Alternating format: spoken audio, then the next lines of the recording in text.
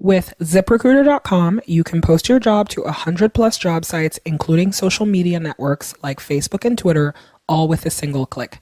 Just post once and watch your qualified candidates roll into ZipRecruiter's easy-to-use interface. Find out today why ZipRecruiter has been used by over 1 million businesses.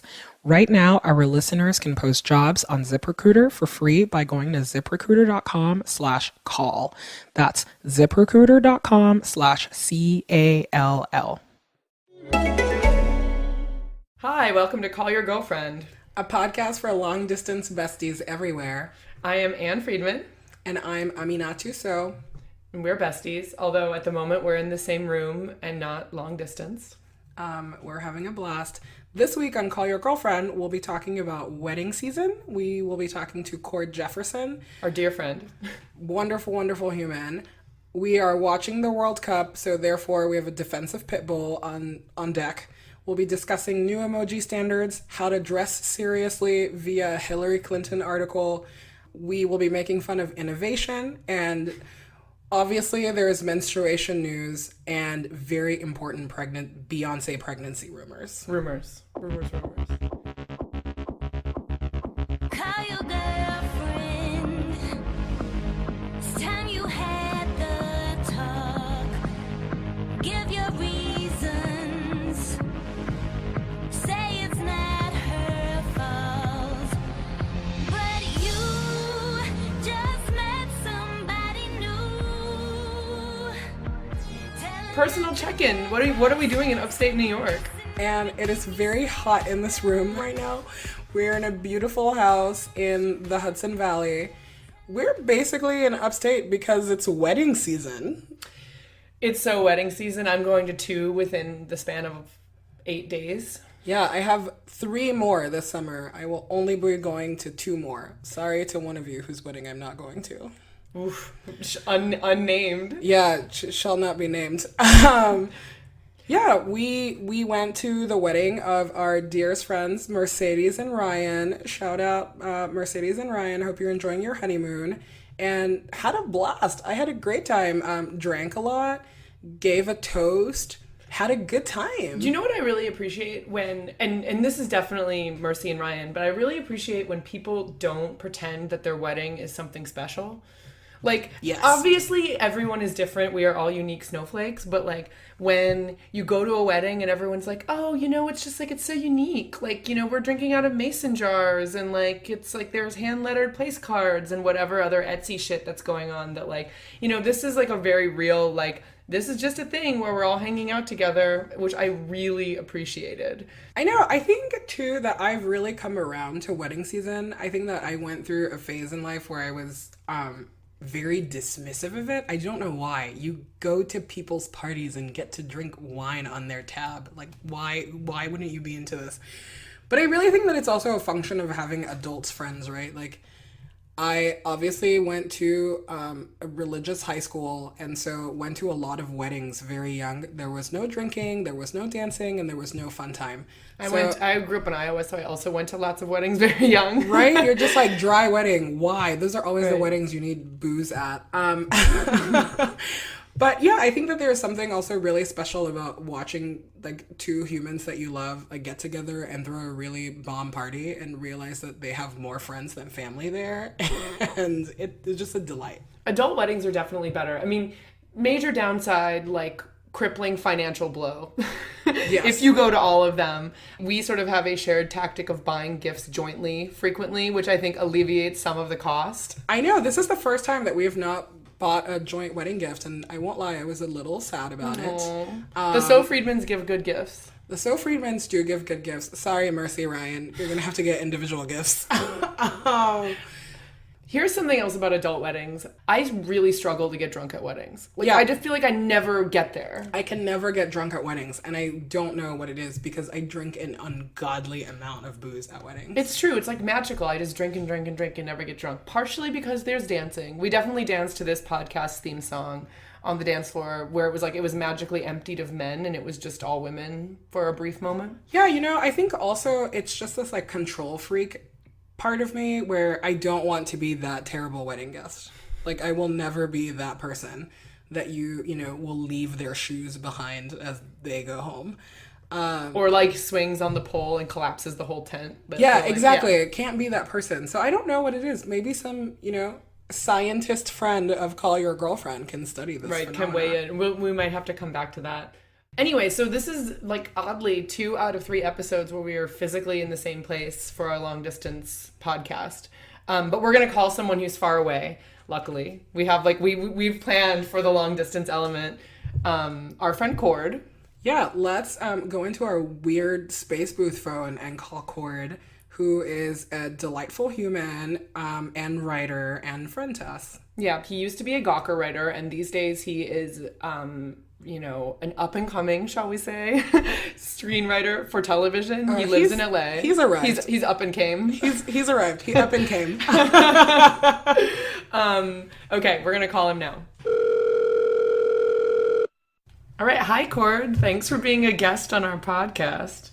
Of course, thank you both for having me. I appreciate it. How's your day going today? What are you up to?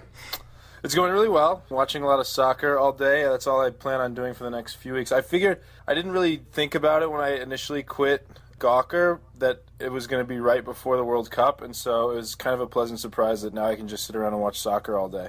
That's very exciting. You make it sound like you are long-term unemployed. That is not true. That is definitely not true. But now I do have a lot more time on my hands to watch soccer than I would have previously. But I'm certainly not unemployed. That's true.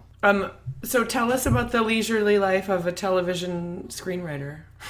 I had never in previous iterations of my job had to take meetings as work. For a while I was like, oh, I'm not doing any work. I'm just going to meetings all the time.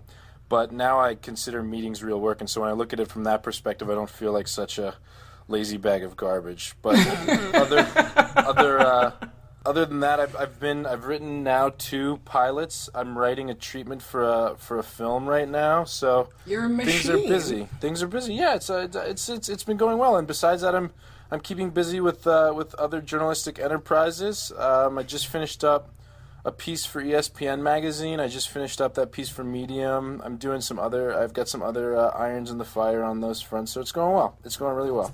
When you go into all these meetings, I just assume that in LA meetings, people just listen to you talk and then they go, oh my God, I want to find a way to work together. And really, they're never going to work with you.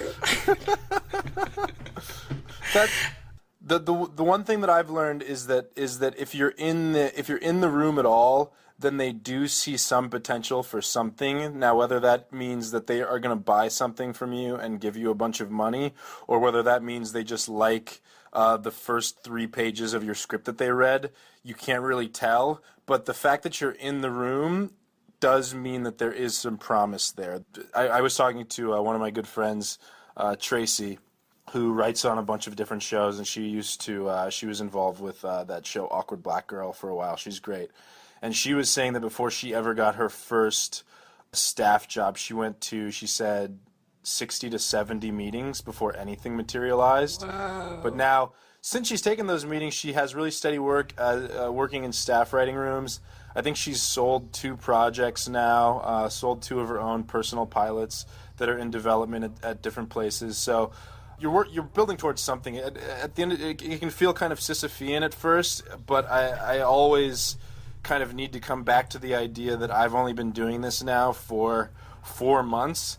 I mean, Amina and I were discussing when we were driving through Malibu like several months ago that you are the friend of ours who's most likely to own a Malibu beach house someday. Bags of money. Like, we're putting all our money on you. I think that's funny because like I feel like I would be I don't have a bunch of money. Yes, Cord. I realize that you don't have a bunch of money. Someday You will have bags of money. I mean, that's very nice, but I would be shocked. What gives you that inclination? I don't think that We'll check in a year. And tell me that you are now making considerably more money. Also, you never wear socks, which I feel like is a marker of Malibu wealth and success. Yeah, rich man. Always beautiful loafers, no socks. That's basically why I picked you for friendship. You know what that is? I was thinking about that the other day. I was watching Pretty in Pink, and I realized that like so much of my aesthetic is just due to James Spader in Pretty in Pink, and just like that evil guy who I hate everything about him, but I also love everything about the way that he looks. Is there like a personality disorder that is trying to become what you hate? Possibly, potentially. It's not a mistake that the villain in that movie also looks the coolest, right? Like and is easily the most attractive person in that movie. James Spader's way hotter than Blaine in that movie. That's true. In the movie of our lives, you are unmistakably the most attractive person. So that's fair. I'm going to speak up for Blaine. I like Blaine. Who speaks up for Blaine? You think that Blaine is more attractive than Steph in that movie? You really? I mean, But like, obviously Spader has this kind of like nicer guy. Spader has like a bred lapdog vibe about him. Yeah, like it's it's just too perfect. I also I love that there was an era when it totally made sense to put a 17-year-old in gray linen suits and like smoking in the halls of his high school. Like that wasn't so outlandish of an idea. Okay, we've gotten very far afield. We wanted to talk about your Matter piece about fatigue and writing about racism. Maybe you can explain that to people.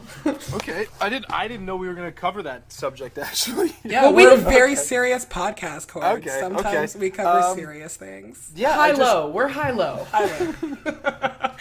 Yeah, that piece just came to me after. I mean, I'd been thinking about it for a while. I'd been thinking about this idea of how difficult and taxing psychologically it can be to just be writing about suffering all the time, and to be explaining why people who look like you don't deserve to be treated like shit, and to be can I swear? Am I allowed to swear? Yes. All the time. Okay. Aren't treated like shit and killed and beaten and unjustly arrested, and writing about that is just it hurts your psyche a lot. And I think that there was a time when like a woman, I don't know if you guys have seen this video, but it was like a viral video a couple weeks ago after I can't remember if it came out before or after I published that piece, but there was a woman in like Buffalo, New York who was videotaped in that parking lot calling that guy nigger over and over. Yep. And so I think that it's really interesting nowadays that like that has become something that people have to cover. Like I think it may have been easier back in the day to cover the racism beat, because like every piece of racism wasn't something you had to touch on. Like it was interesting for me to think about the fact that had I been writing about this still, there might be it might have been something that came across my desk. Like, you should write about this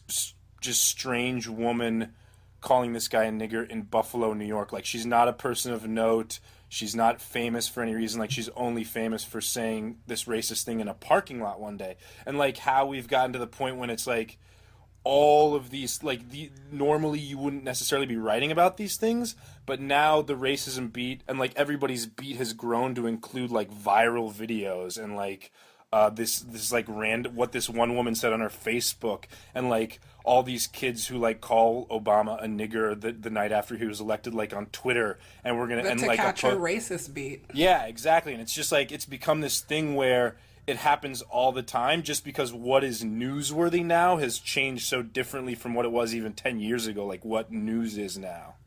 Well, and also at the time you were writing for Gawker, which defines news in some ways by virality. Exactly. But that, I mean, it's even more than Gawker. I went looking for that video, and it was like on the Huffington Post. It was on New York Magazine's website. It was on Gawker, obviously. Like, it was in places that weren't just necessarily known for their viral videos, but are now on that train where it's like, okay, this is newsworthy now, I guess. A woman in upstate New York who's a racist, who said something racist in a parking lot once, is like something that we should cover just because everybody's talking about it for some reason. Which is why you're so happy to now be taking meetings. Yeah, right. I mean, it's I mean, I would personally say that woman isn't necessarily something that a lot of people should be paying attention to, but I also don't ever want to be the guy who used to write a lot for the internet who now like looks down my nose at internet culture, because I don't think that that's right. I think that the internet is good for a lot of things. I think that personally, yeah, am I glad that I wasn't asked to write about some lady calling somebody a slur somewhere? Yeah, I am glad that I didn't have to do that, but I also don't think that the internet's viral culture is ever something that I want to put down after being involved with it for so long. Cord, thank you so much for being on our podcast. Thank you guys so much for having me. I was so honored that you asked me to be on it. I'm so proud of you, and I love you both so much. I'm really happy to be here.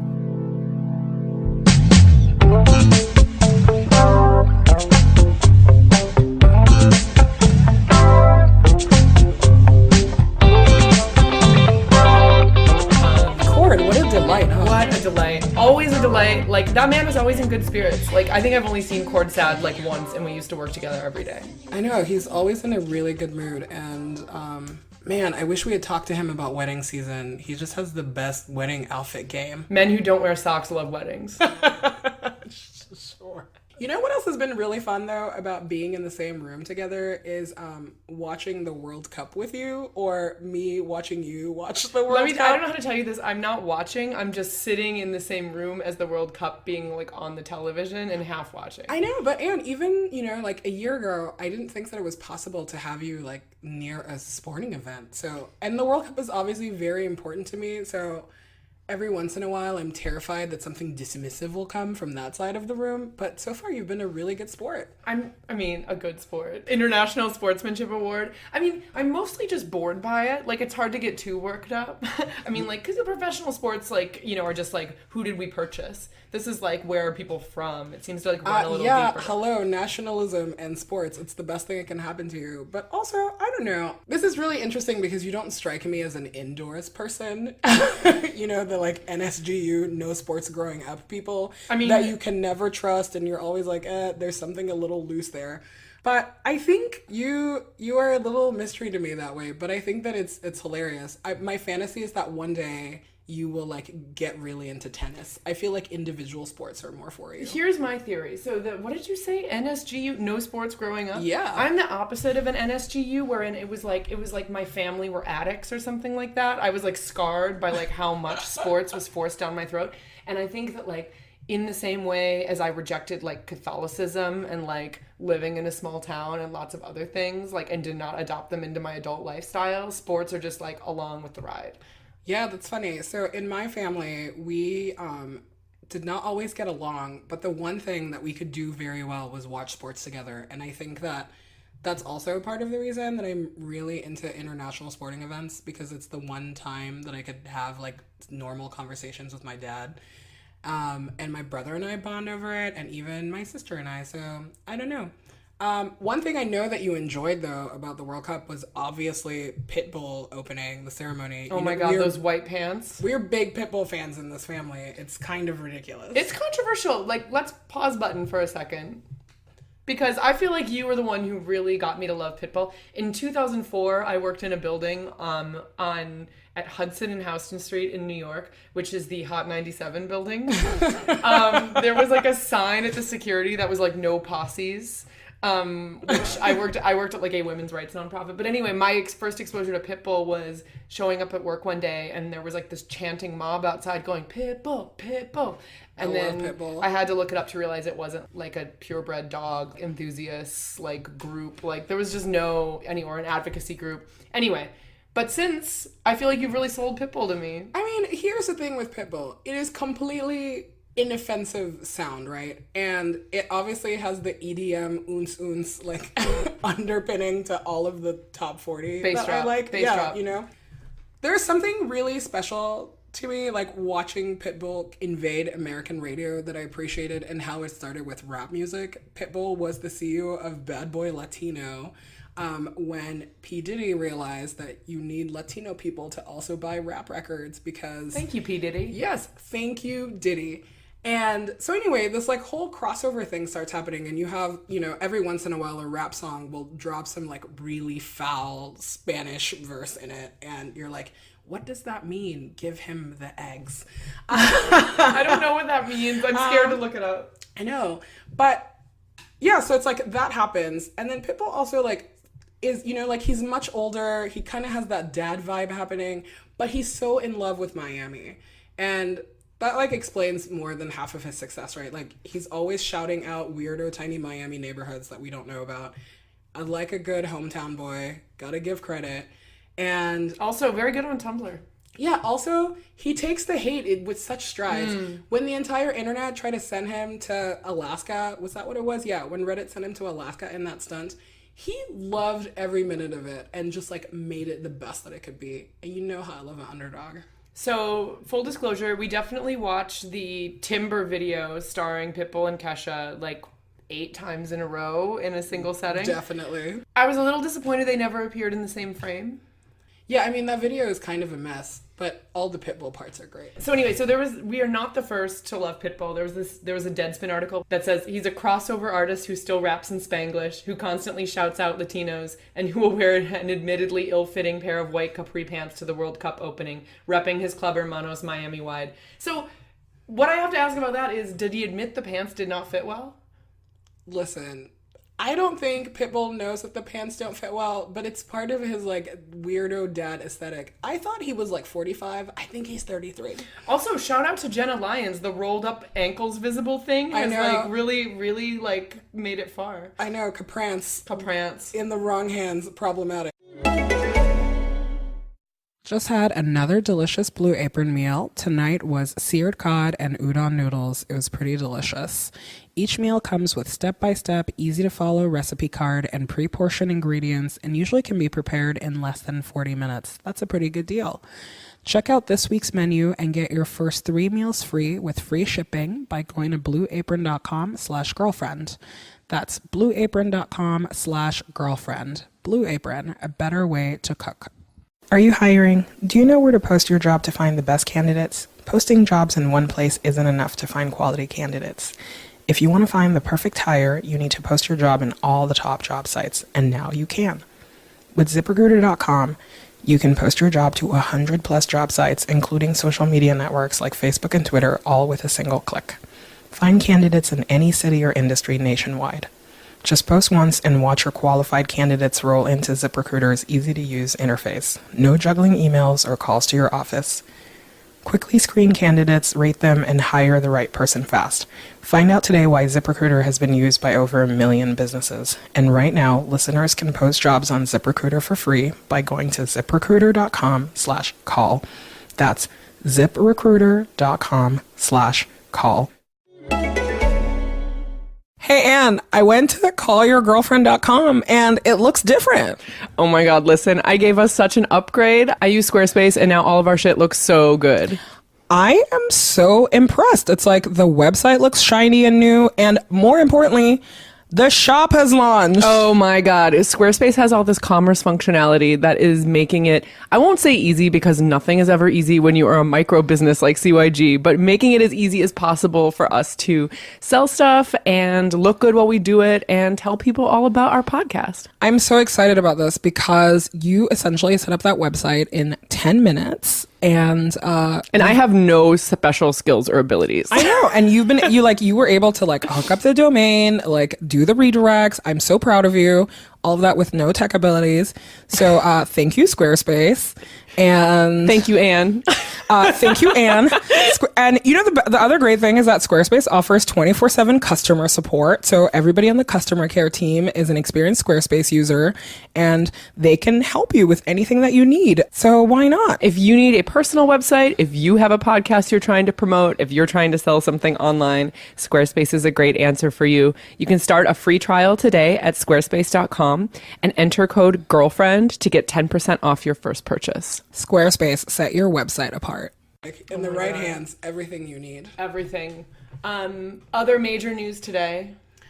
So obviously yesterday we freaked out when we heard about the new Emoji Standards dropping. Well, first we were really excited, and then two... Wait, what are the new Emoji Standards? So in your iPhone, you have the ability to not use words and use these delightful picture frames called emojis. Shout out Japanese teens who made them popular. And so emoji is made and governed by these terrible people at the Unicode that do Unicode. And so you have to wait a really long time before anything gets done. Because they have to collectively agree on the new emoji. Because they have to agree on it. It's like, international bodies like can't do anything So right. it's like a bunch of except for- international programmers? Basically, yes. They can't do anything right. And so Miley Cyrus, for a long time, has been the diversity warrior for emoji. Surprise. Who knew Miley would be the person that we needed? Because there's like no brown people in emoji. So we hear that there's all these new emoji coming. Upon investigation, it just so happens that there are still no brown people. Now you can do like a Vulcan sign, but you like Vulcan salute, but you still don't have like beautiful brown people emoji. What's up with that? This is why I ask these questions about who is on the Unicode board, because I would wager a guess that maybe it's not super diverse. I mean, probably not, but it's also, so here's the deal with emoji, right? There are also all these like weird Japanese things that like, I'm like, I don't need half of these. Oh man, I was telling Amina earlier today, the whatchamacallit, the one that looks like an Easter Island head is actually like a sculpture that's outside of a train station in Tokyo. It's like does not mean Easter Island head. I know. Deep history. My favorite is all the Chinese character ones though. Are great.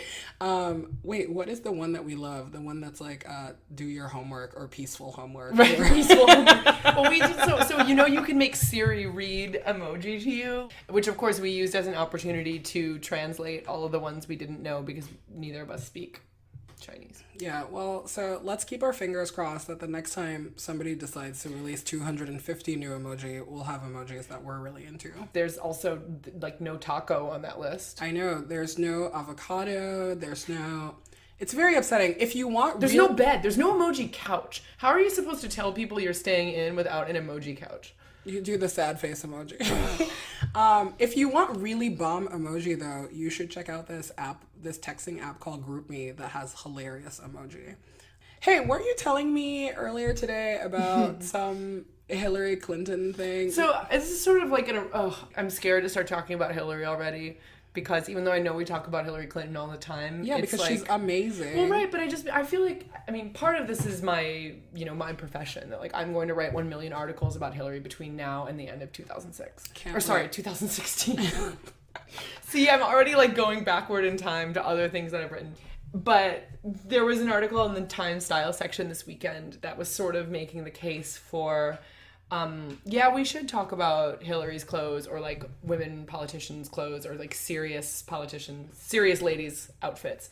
And it mentioned this website, Lady Pockets, which I saw a couple of weeks ago and was very amused by, that does a sort of like in style or like maybe even like a Glamour Cosmo style treatment of professional politicians, business ladies' outfits.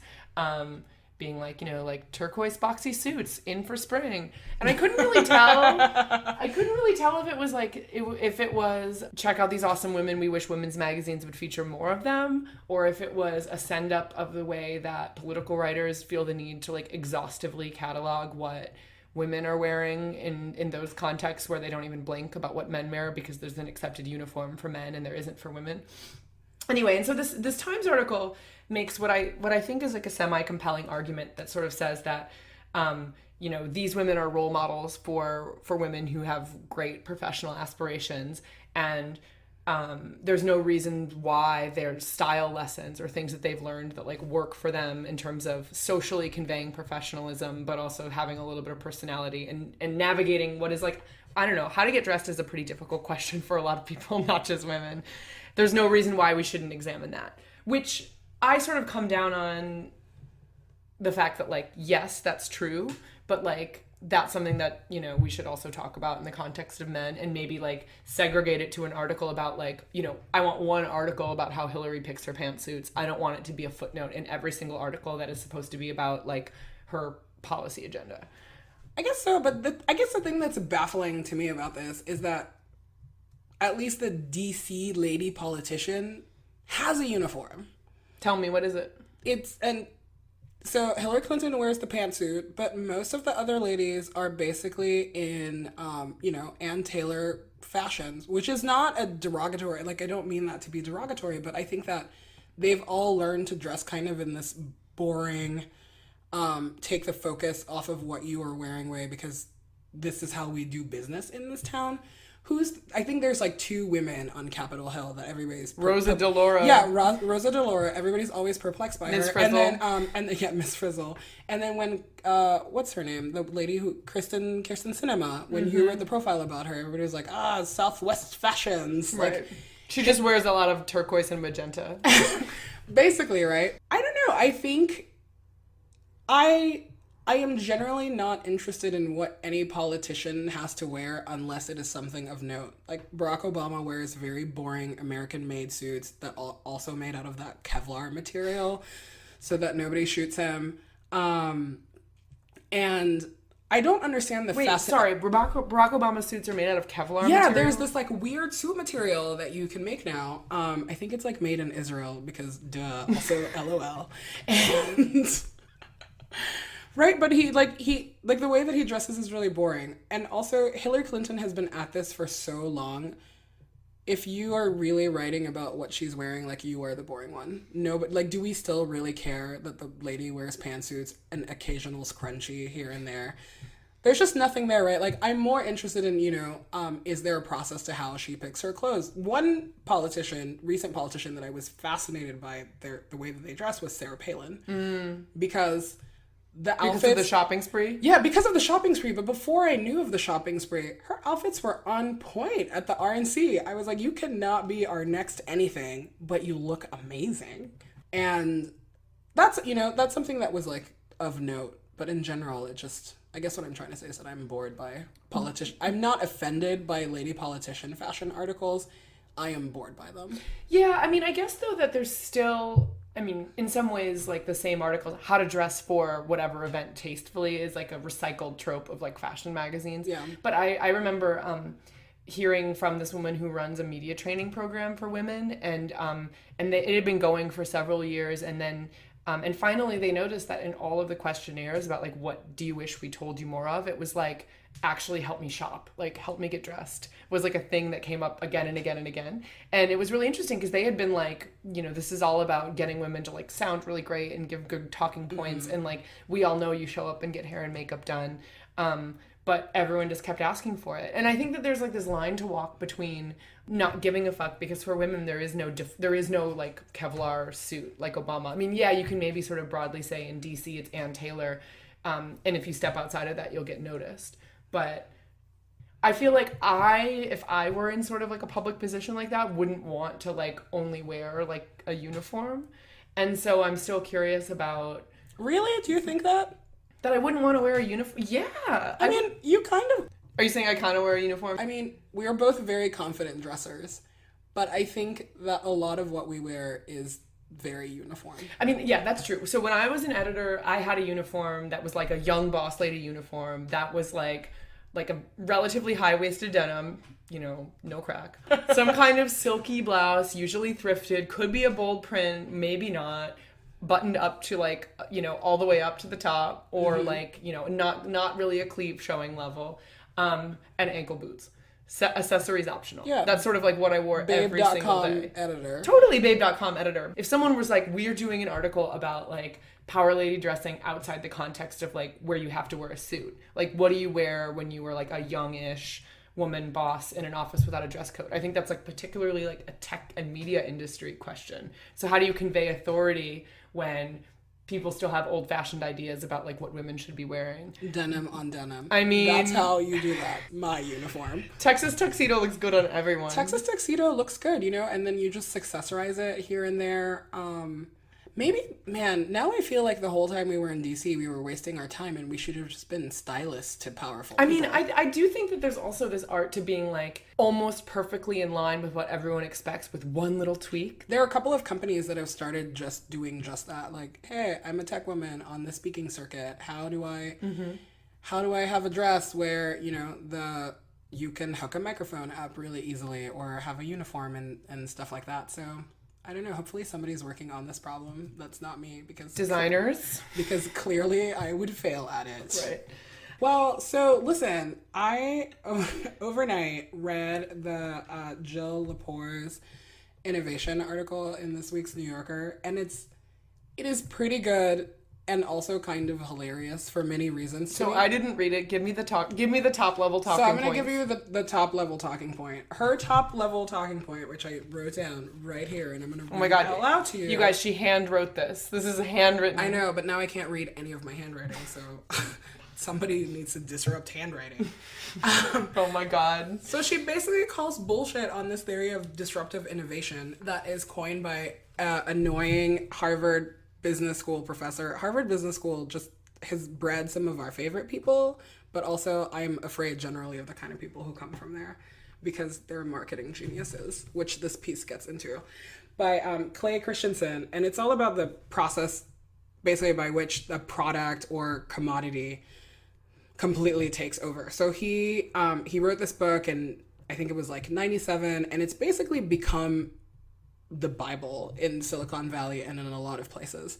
There are a lot of Bibles in Silicon Valley, P.S. I know, but the point that she makes in this article, I think that was so powerful to me, is how, like, tech and Silicon Valley specifically is one of the few places where there are no critical thinkers and there are no critics. Like, everybody has bought into disruptive innovation. Yes, computers came and disrupted like whatever else we were doing before, and now we have cell phones, and community college is disrupting real college, which is a terrifying thing to think about.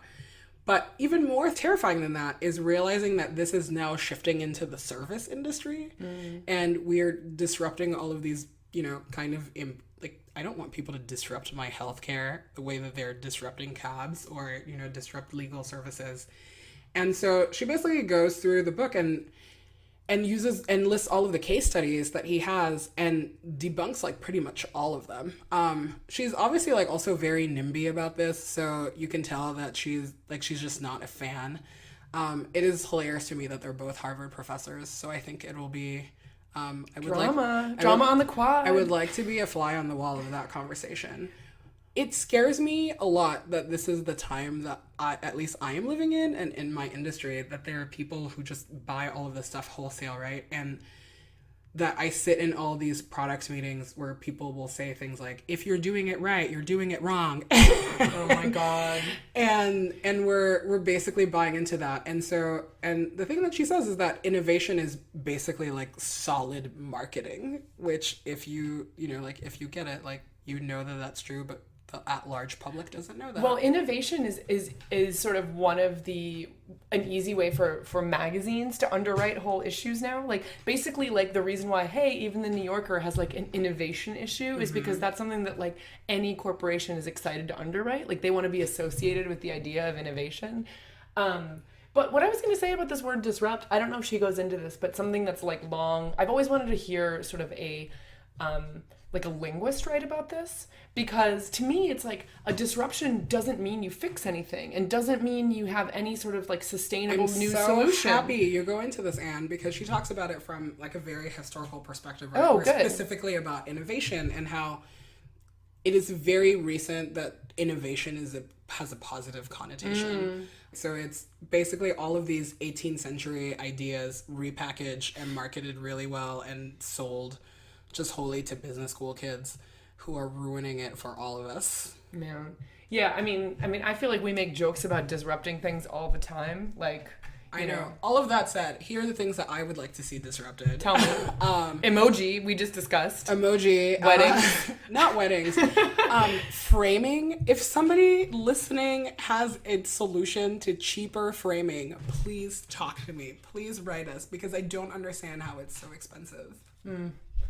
I feel like I could probably think of other things. I don't know. I just like that problem of like, it's like, I don't want anything disrupted. I just want you to like do it better. Like, that's not what disrupt means. Disrupt means just like do it differently and like make the old model less relevant, but it doesn't mean make a new model that is sustainable or is like broadly relevant. I know. All I can see right now is the season finale of Silicon Valley. Which, oh my God, which I still haven't watched. I've only seen the first 5 episodes. So we won't talk about it. But you should really watch that. Okay.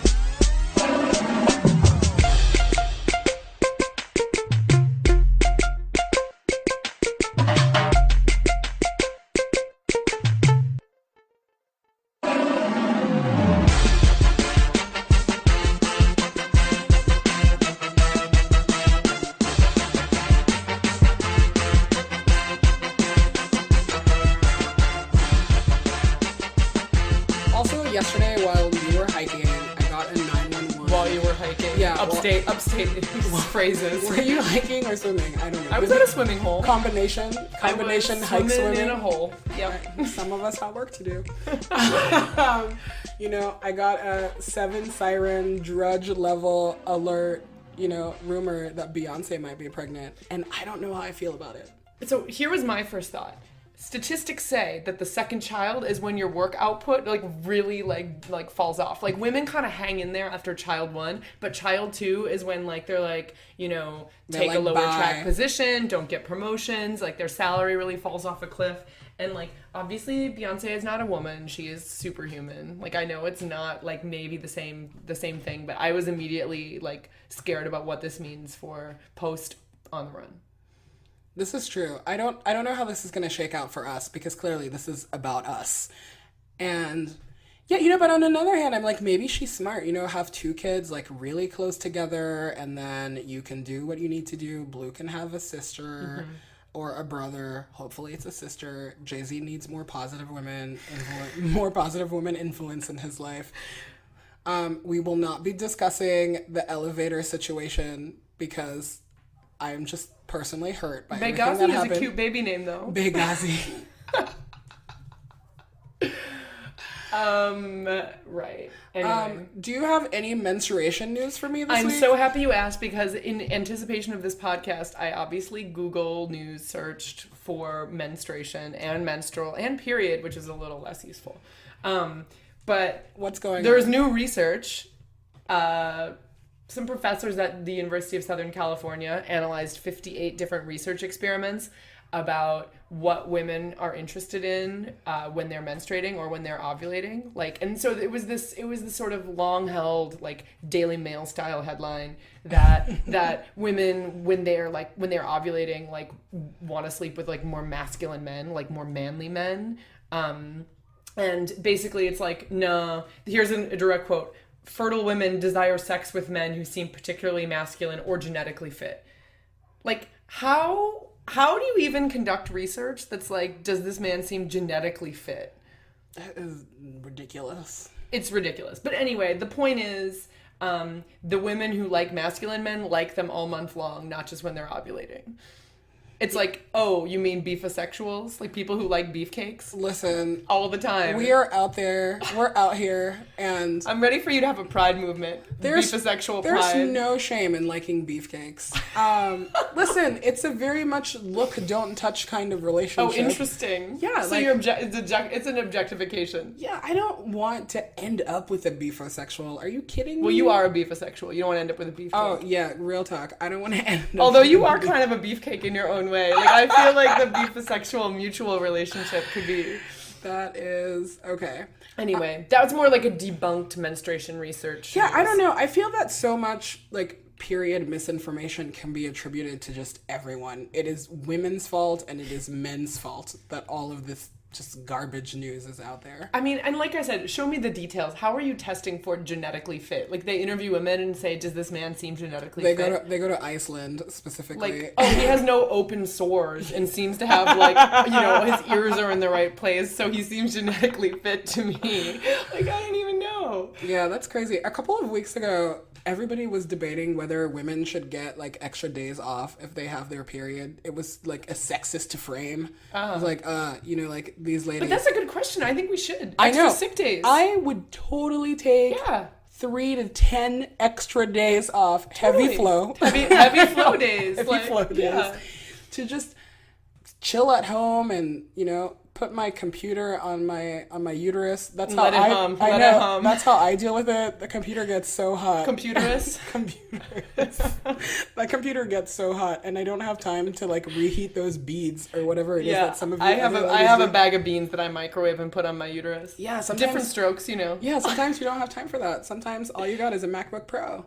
And just chill at home. My thing that I like to do when I am cramping up especially bad is to just sit in the tub or even in the shower and turn the water up really hot and have a glass of wine. It probably does not help scientifically, but there's something very comforting about it. Psychological comfort. Yeah, I'm into it. Yeah. I think we're out of time. Also, it's really hot in this room, and it's nice outside, and we should go. Let's go outside. Hey, bye, Anne. Wait, before we say goodbye, we have to say that you can subscribe to our podcast on iTunes. Yes. Or follow us on Twitter at callyourgf, YRGF. Or you can find us at callyourgirlfriend.com. Feel free to drop us a review on iTunes. And we read them. We try to be very responsive to our especially our negative reviews, which I'm admitting right now. I know, negative reviewer. I hope you're listening. Singular. We're trying our best. Hey, also, Anne, I think this is the last time that we are going to be together on this coast. Oh my gosh, we'll be together on this coast again, but like it's gonna be a while. It's gonna be a while. Yeah, it's true. By the next time we talk, wait, you'll still be in New York, but Next time we talk, yeah, I'll be packing up. It'll be like my last week in New York, and you'll be in London. I'll be in London. Okay, I guess see you on the internet. See you on the internet. Bye, boo.